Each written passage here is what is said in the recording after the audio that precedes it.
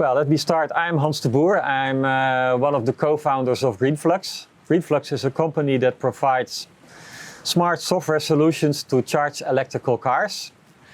And the Electric Nation project is a very good project to explain how we do that. We charge cars in a way that if there is not enough capacity, that we can delay that and do that at a later stage. We did that already for some years, and 3 years ago the Electric Nation project, which was sponsored by the British government, but it was managed by Western Power Distribution, a large grid operator in the UK, and managed by EA Technology, a consultancy firm. We were asked if we could do that for 700 homes. And we were selected to do that based on our experience, and we did that actually in 3 phases. In the first phase, well, many of the 700 drivers were there, the charge stations were installed at home. Of course, the cars were charged, but we did that in a way that we basically made a kind of a zero measurement of how they thought about that. Half of the drivers were not smart charged at all, so the car was just starting when it was plugged in and charging and continued until it was full. The other half, they were smart charged, and that basically means that every now and then, 15 minutes, the car is stopped with charging and continues afterwards. And we know that is sufficient to make sure that there is enough capacity left for everyone else. And surprisingly, the ones that were not smart charged thought they were sometimes smart charged, but they weren't. And the others that were smart charged very often thought, well, it is okay, my car is full, I don't see anything strange happening. So that already gave us an understanding that basically that smart charging, if you do it in this way, is quite well acceptable for drivers. In the second phase, we made it a little bit more advanced. We gave every driver an app. Every driver was smart charged.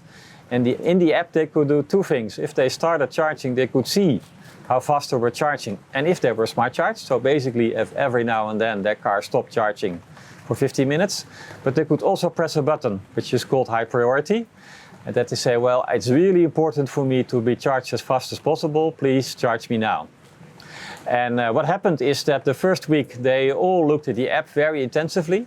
They pressed the button many times per week, but after 1 week that slowed down because they noticed that they were charged anyway. That smart charging in most cases is quite well acceptable. Your car is full in the morning anyway, and if you really need to, then they went to the app and they pressed the button. So we only saw maybe 3-4% of the charge sessions to be pressed the button. In the third phase, we made it a little bit more advanced. We still gave them the app. They were all participating in smart charging, but we also gave them an incentive. They got at the start some points, and if they would charge after 10 o'clock in the evening, they would get more points. But if they would press the button to be charged now, they would lose some points. By the end of the period, they would get an Amazon voucher as a reward for their behavior. And surprisingly, that 70% or more all moved their charging after 10 o'clock. And only every now and then the priority button was pressed, so they lost some points. I think in the end there was maybe 1 or 2 drivers that lost almost all 8 points and the majority gained points.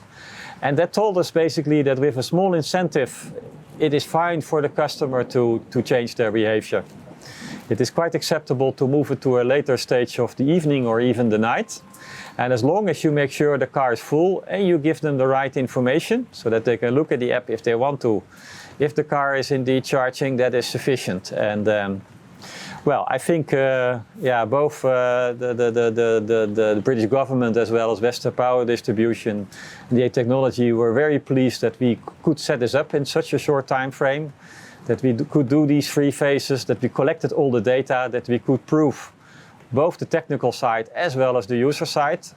And we also learned a lot from it because based on this experience, we now deploy the same smart charging, not only at homes, but also at businesses and also in the public environment. We do it in Asia, we do it in the US, we also do it all across Europe. And well, I think that gave us an enormous learning curve how to do this and how to make it acceptable for EV drivers. Well, if you are interested, there's a lot more of information on Electric Nation project. You can find some information below. You also can find a lot of information about GreenFlux as well as Electric Nation project in our website, which is greenflux.com.